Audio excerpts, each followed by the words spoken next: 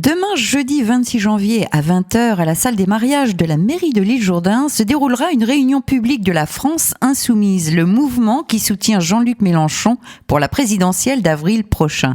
Pour nous en parler, notre animateur de SAF Politicus, Nicolas Herry, est en ligne avec le représentant du groupe d'appui lillois de la France Insoumise. Bonjour Pascal Levieux. Bonjour. Qu'attendez-vous de cette soirée ? À discuter du programme de Jean-Luc Mélenchon, l'avenir en commun, avec tous les Lillois et évidemment toute personne qui serait intéressée pour soutenir ce programme. Que représente la France Insoumise sur le territoire du Gers et notamment cette partie de l'Île-Jourdain ? Alors sur cette partie de l'Île-Jourdain, il y a un groupe d'appui assez actif qui se réunit régulièrement tous les 15 jours depuis le mois de novembre. Dans le centre de l'Île-Jourdain, au Café Doc pour pas le nommer. Donc ça représente un groupe d'actifs entre 10 et 15 personnes et un nombre de sympathisants de quelques dizaines de personnes, je dirais, sur notre territoire. Alors au cours de cette soirée, donc comme vous l'avez dit, vous allez parler du programme de Jean-Luc Mélenchon, mais je crois que vous ne pourrez pas vous taire sur la primaire du Parti Socialiste, car visiblement elle peut avoir une incidence sur la suite de l'élection présidentielle. Comment comptez-vous vous positionner par rapport à cette primaire et surtout, est-ce que vous allez en parler même au cours de cette soirée ? Alors toute primaire a forcément une incidence qu'il faut analyser et comprendre.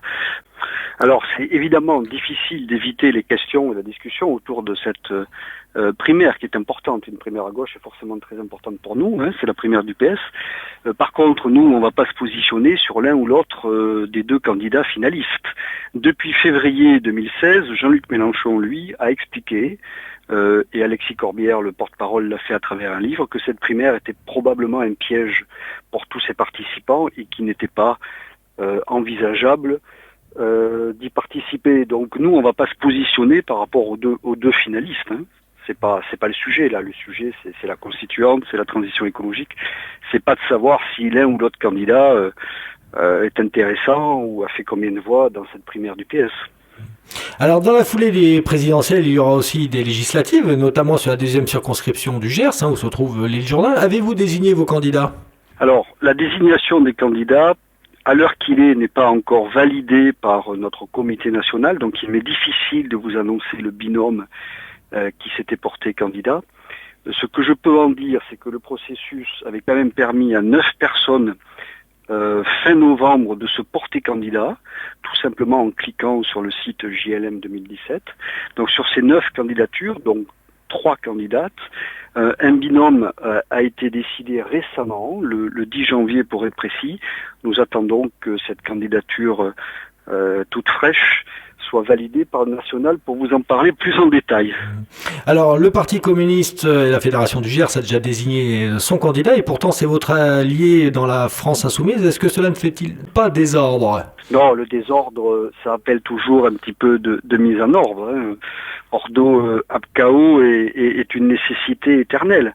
Donc, qu'une personnalité, membre d'un parti important avec lesquels beaucoup de points du programme sont évidemment communs, fait partie des choses. Nous sommes encore à plusieurs mois de cette élection législative et les discussions sont relativement aisées et agréables avec ce parti ami depuis longtemps. Pascal Levieux, je vous remercie. Merci à vous. Bonne journée. Merci Nicolas. Réunion publique de la France Insoumise, c'est donc demain, jeudi, à 20h, à la salle des mariages de la mairie de l'Île-Jourdain. Quant à Nicolas Herry, nous le retrouverons dès ce vendredi 27 à 17h10, où il recevra dans son émission SAF Politicus, Barbara Netto, candidate des Républicains pour l'élection législative sur la 2e circonscription du Gers.